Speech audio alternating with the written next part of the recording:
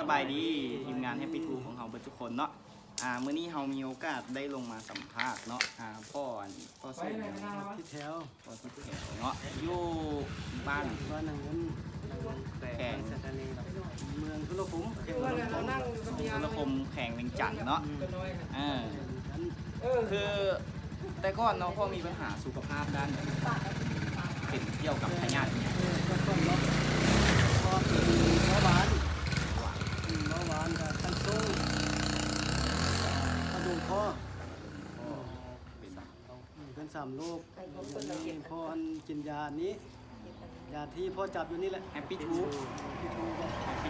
กินยาตัวนี้ประมาณ20 เม็ดแล้วพ่อเริ่มรู้สึก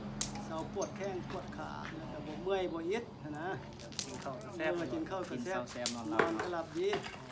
บ่ได้ดีบแต่คันเมื่อก่อนตอนไม่ได้กินเนี่ยคือแบบเจ็บเนาะเจ็บตามเส้นตาม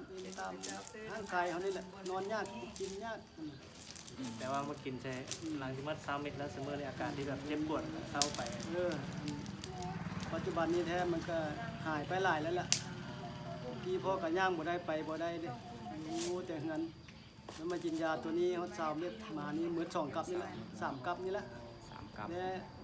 เขากันย่างไปได้มาได้ไปให้ไปนาไป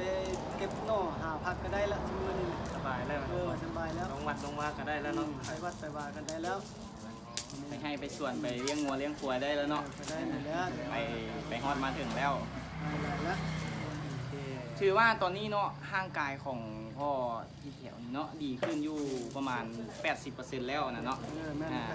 แวบร่างกายกลับมาสู่เป็นปกติแล้ว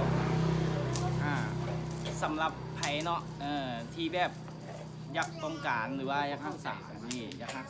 ย่างนี้คือโครงการรักษาฟรีจากบริษัทแฮปปี้99เนาะถ้าว่าไผสนใจสามารถฝากข้อมูลมาหาทางเราได้เนาะมาหาทางทีมงานของพวกเราได้พวกเราพร้อมจะช่วยเหลือทางเสมอเนาะขอขอบใจให้พ่อฝากไหมคนที่เป็นโรคฝากคนที่เป็นโรคมีพ่อไปกินแล้วมีเบาหวานตั้งสูงกระดูกพ่อถ้าคนอื่นเห็นซื้อกินห้องก่อนเพื่อนไปหายแล้วก็กินกับ1 2 กับไปแล้วก็หายไปแล้วกินกับพญานเขาไหมเป็นหลายก็ได้กินหลายเป็นน้อยก็ได้กินน้อยดีไปไม่แต่สันเนี่ยนะขอบใจประตูขอบใจหลายนี่เนาะขอบใจหลาย